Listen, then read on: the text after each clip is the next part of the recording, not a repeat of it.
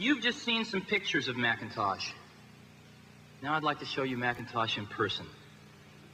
All of the images you are about to see on the large screen will be generated by what's in that bag.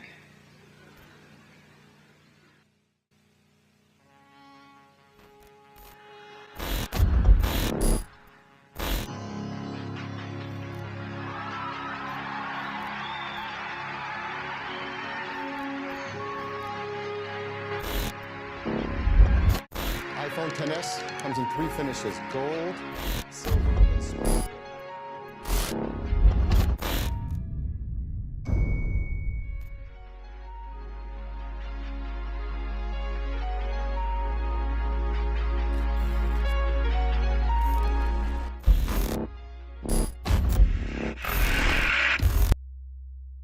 Desde seus primórdios, a humanidade sempre buscou maneiras de evoluir e facilitar as suas tarefas cotidianas. Antes mesmo de Cristo, já existiam dispositivos capazes de realizarem cálculos e previsões meteorológicas com uma precisão que ainda hoje intriga muitos especialistas. Como a máquina de Anticítera, que acredita-se ser uma invenção de Arquimedes e era capaz de prever o movimento dos 5 planetas conhecidos até então e também o trajeto da Lua, tudo feito apenas com engrenagens.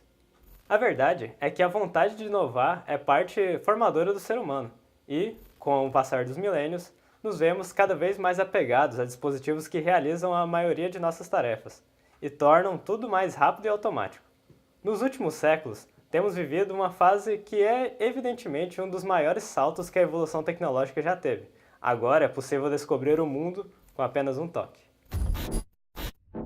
Se há alguns anos perguntássemos a alguém sobre as suas expectativas para o tão falado século XXI, não seria nada raro ouvir as mesmas construções fantasiosas de um mundo perfeito, quase como uma espécie de filme futurista, como De Volta para o Futuro.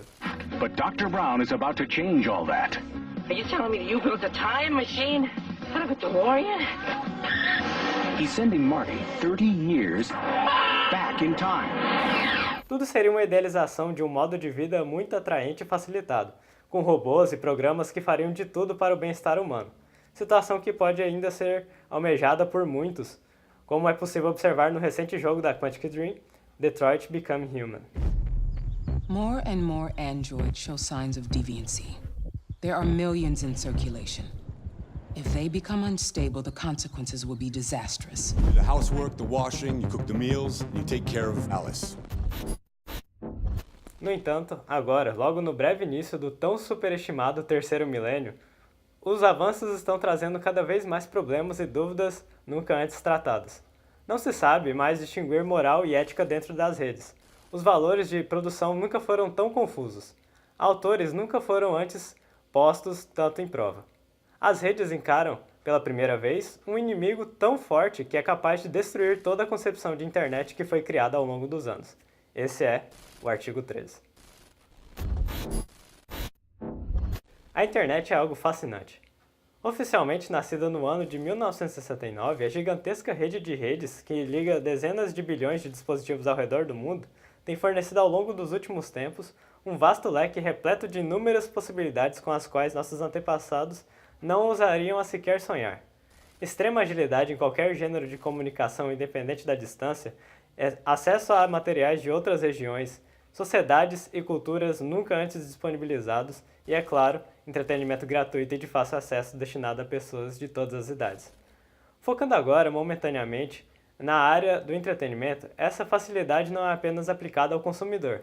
Criadores de conteúdo nunca presenciaram tamanha simplicidade ao publicar seus trabalhos até a atual era da informação. E, por conta disso, há uma grande abundância de material disponível para satisfazer a grande demanda pelo mesmo. Naturalmente, o sucesso da internet levou à falência de vários serviços que antes eram considerados essenciais simplesmente por não existir alternativas concorrentes na época. Exemplos de tais serviços podem ser encontrados em várias áreas. A mídia impressa, como revistas e jornais, foi afetada pela ascensão dos blogs e sites de notícias de diferentes criadores. A mídia audiovisual clássica, mais precisamente a televisão, foi especialmente ferida pelas alternativas da web como YouTube, a Twitch e etc. Todos estavam lidando com a nova realidade de maneira relativamente passiva, até agora.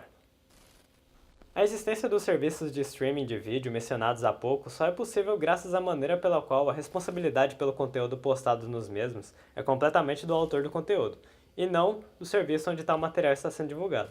O YouTube, por exemplo, que é uma empresa privada, possui suas leis que previnem que os espectadores tenham acesso a conteúdos desagradáveis e, atualmente, não tem de sofrer consequências judiciais se algum usuário postar materiais impróprios em seu site, pois a responsabilidade sobre o conteúdo cai somente sobre tal usuário. Este sim poderá sofrer consequências dentro da lei. O site só é responsável por ativamente empregar tentativas de remoção de conteúdo sensível em seus servidores. O Parlamento da União Europeia havia, em julho do ano passado, recusado uma reforma em sua Constituição por meio de uma versão alterada da Lei dos Direitos Autorais da União Europeia. Misteriosamente, em setembro, a mesma exata reforma entrou novamente em votação, e foi dessa vez aceita com 438 votos a favor, 226 votos contra e 39 abstinências. Portanto, a modificação foi recebida com 66% de aprovação. Na nova Lei dos Direitos Autorais, estavam contidos vários artigos modificados, dentre os quais foram encontrados 2 cujos conteúdos ameaçavam a liberdade atualmente existente na internet, os artigos 11 e 13. De maneira bastante resumida, o artigo 11 dita que quaisquer uso de hiperlinks e ou outras referências a conteúdos cujos direitos autorais não pertencem a quem está utilizando poderão ser derrubados pelo autor original do material referenciado pelo link, caso este requeira remuneração pelo uso. Alguns dos serviços mais afetados pelo artigo 11 são as ferramentas de pesquisa, dentre as quais se destaca o gigante Google. Em uma pesquisa utilizando essa ferramenta, centenas de links são mostrados por ela ao usuário. Se o artigo entrar em vigor, a companhia deverá regularizar todos os links para que estejam de acordo com os termos dos autores originais. Já o artigo 13 possibilita que autores originais dos conteúdos entrem com processos judiciais contra companhias como o YouTube, Twitch e qualquer outro serviço de compartilhamento de conteúdo. Caso algum usuário de tal serviço faça o uso de materiais protegidos por direitos autorais e envie os mesmos à plataforma. Isso tudo significa que os indivíduos não serão mais responsáveis pelos conteúdos que postam. Em vez disso, o próprio serviço, como o YouTube, terá que lidar com as consequências de cada um de seus milhões de usuários. Só é inviável? É porque realmente é.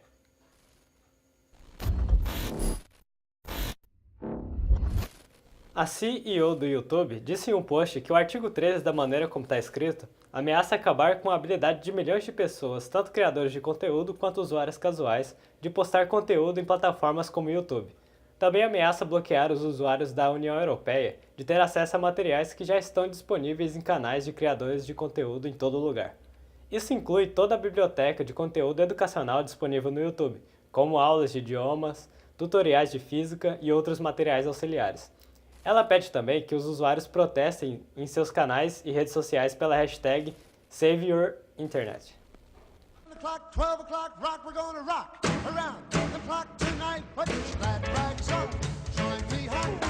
O artigo também ameaça centenas de milhares de empregos na Europa, criadores de conteúdo, negócios, artistas e todos empregados por estes.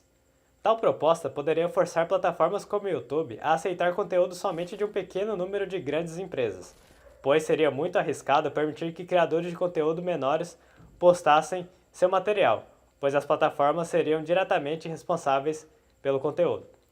Tudo sugere que, quando o artigo for aplicado, o YouTube irá fechar as portas aos países da União Europeia.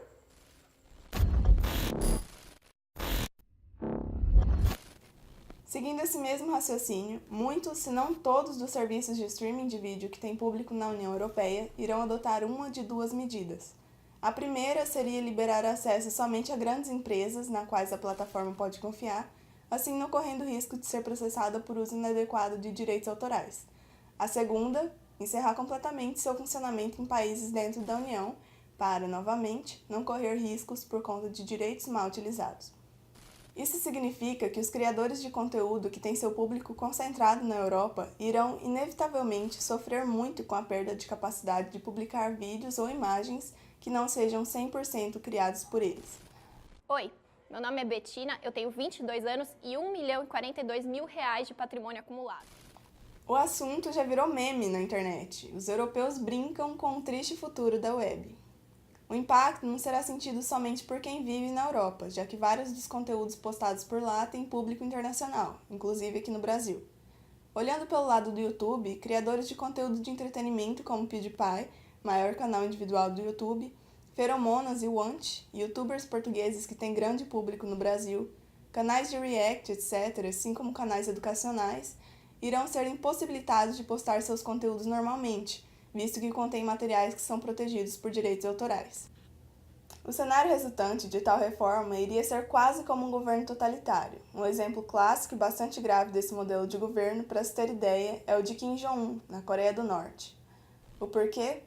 Se só as grandes empresas puderem postar, tudo na internet será controlado por esse número pequeno de entidades, como um líder que restringe seus súditos a ver somente aquilo que lhe agradar.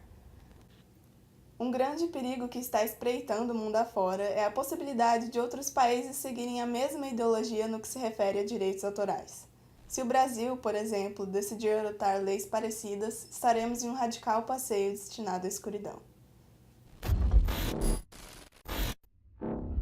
Do artigo 13. Do artigo 13. O artigo 13? O artigo 13. E esse artigo 13, ele ele provavelmente vai mudar para sempre a internet que a gente conhece. E ele pode impactar o mundo inteiro, inclusive a gente aqui no Brasil. Então é muito importante que você assista esse vídeo. Principalmente se você for português, porque eu sei que tem muito português que me assiste. Principalmente, espalhem esse vídeo para todo mundo em Portugal, porque é muito importante. E no dia 12 de setembro, o Parlamento Europeu aprovou uma nova diretiva que pode se tornar uma lei sobre uma mudança drástica em cima dos direitos autorais. Essa votação foi feita lá na França. Votaram a favor e querem atualizar a diretiva dos direitos autorais. E essa diretiva foi aprovada pela maioria. A votação foi bem grande e democrática, com 438 votos a favor das medidas, 226 votos contra e 39 que não votaram. E para quem não tá entendendo ou tá boiando nesse assunto, essa diretiva tem o principal objetivo de atualizar as leis de copyright que já existem para uma nova versão que a internet está vivendo. Para quem não sabe, copyright seriam os direitos autorais, e praticamente toda marca, vídeo, foto, música, grandes empresas possuem esses direitos. E essa diretiva quer controlar ainda mais esses direitos, já que eles alegaram que a internet hoje em dia vive de conteúdos de terceiros, fazendo dinheiro com conteúdos autorais de outras pessoas. Então o YouTube teria que fazer filtros infinitos para proibir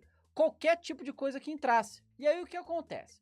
Como não tem como você fazer, porque é impossível você botar humanos fazendo isso, ok? Não tem como, não é viável humanos ficarem vendo todos os vídeos que fazem upload do YouTube. É impossível. Então eles vão ter que botar um robô, que vai ficar lendo os vídeos e procurando material de direito autoral. Só que aí que tá. Existem muitos vídeos, principalmente por exemplo, o cara faz uma review, faz uma crítica de um filme e ele usa imagens pra ilustrar, o robô não tem como identificar que o cara tá fazendo uma review. Não, ele vai lá e vai derrubar.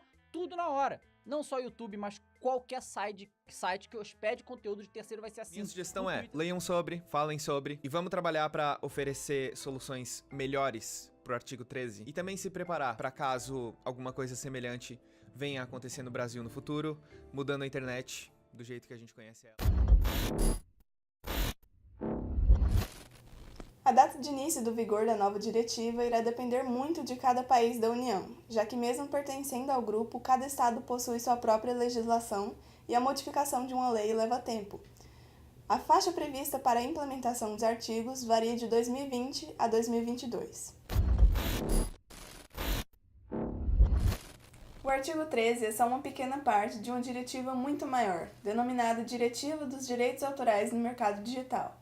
O objetivo de toda essa diretiva é ajudar a distribuir o dinheiro de maneira mais justa entre as pessoas que fazem o conteúdo, como músicos e jornalistas, e as plataformas que hospedam e compartilham esse conteúdo.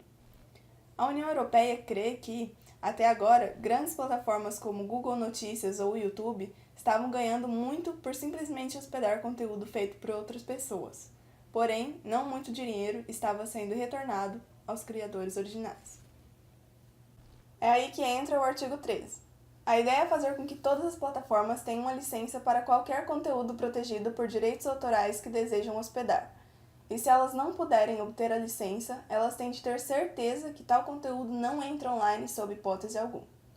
A ideia toda pode parecer um pouco óbvia, mas tão incrível quanto soa, essa área nunca foi muito bem definida desde que a internet foi criada.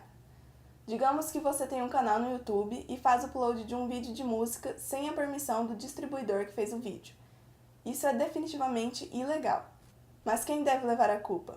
Você, por ter feito o upload por conta própria, ou o YouTube, que permitiu que você enviasse esse vídeo e deixou ele disponível para outras pessoas na internet. É isso que o artigo deseja consertar. Ele forçará grandes plataformas a serem responsáveis por quaisquer conteúdos hospedados em seu site. Isso funcionará em 2 etapas.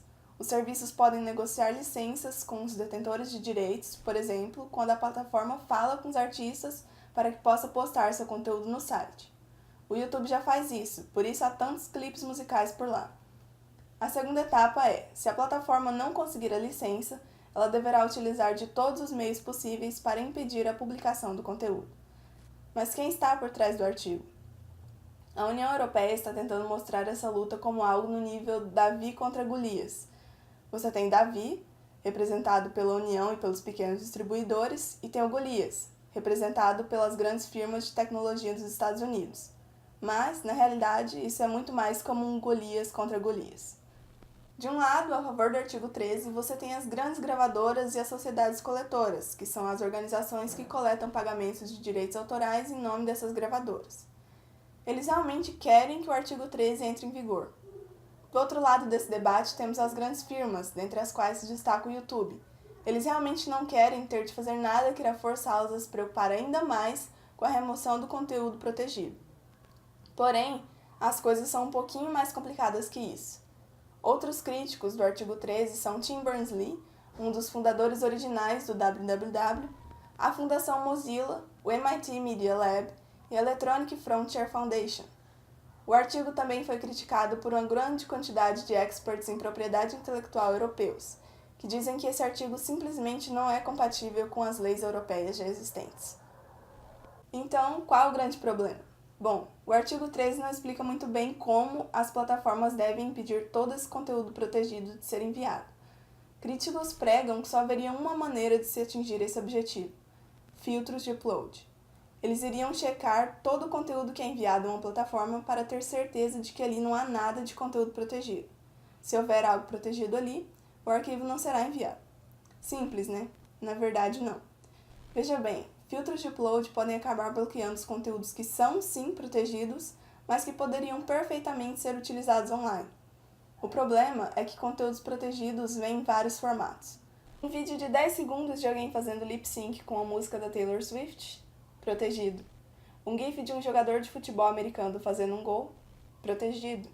Um meme do namorado distraído, também protegido. Por conta desses exemplos, você pode ter ouvido falar do artigo 13 como o banidor de memes, mas isso não está exatamente certo. Na verdade, o texto do artigo 13 permite sim várias isenções, onde conteúdos protegidos são completamente livres para serem postados e compartilhados online. Em reviews, por exemplo, ou em caso de caricatura, pastiche ou paródia. Em outras palavras, nossos memes estão seguros. O X da questão é que ninguém realmente tem certeza que os filtros de upload serão capazes de saber a diferença entre isenções, como memes, e outros casos onde um material protegido realmente não pode ser postado. Acaba que o YouTube já tem um sistema que checa todos os uploads, procurando por conteúdos protegidos por direitos autorais. Esse sistema é chamado de Content ID, e ele nem sempre consegue acertar. What is it? Content ID is YouTube's unique software system that was built to help content owners find copies of their work on YouTube. Em 2016, por exemplo, o Content ID deu flag em um vídeo feito por um professor de direito de Harvard, porque ele continha pequenas partes de músicas de Jimi Hendrix. Tecnicamente, essas músicas estão protegidas, mas o vídeo deveria estar perfeitamente bem, pois tinha propósitos educacionais. O Content ID também deu flags a vídeos de pássaros cantando e gatos ronronando, por incorretamente achar que esses continham músicas protegidas. Outros filtros de upload também erram. Em dezembro de 2018, o Tumblr trouxe o banimento de pornografia. Tal filtro também bloqueou imagens de mulheres fazendo protesto com seios à mostra, mesmo que a plataforma tenha dito especificamente que aquele tipo de nudez estava completamente livre.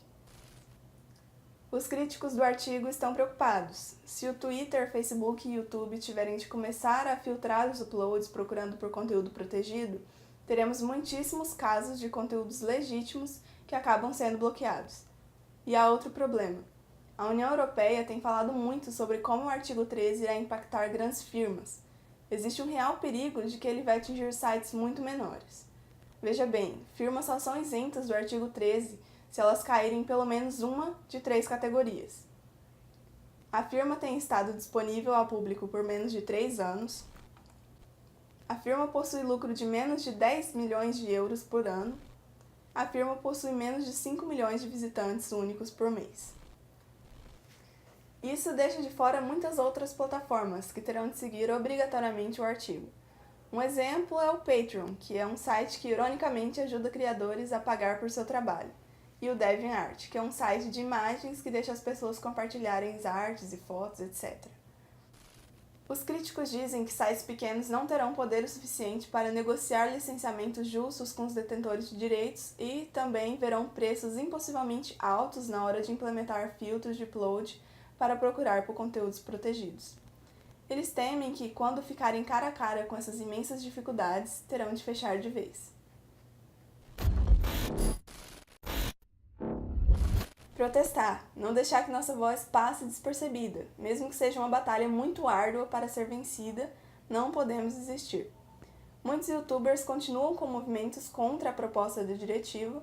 Acontece que os políticos não entendem e nunca entenderão como, já que nesse momento, os criadores de conteúdo sofrem com a indústria musical e seus direitos autorais. Imagine após a implementação do artigo.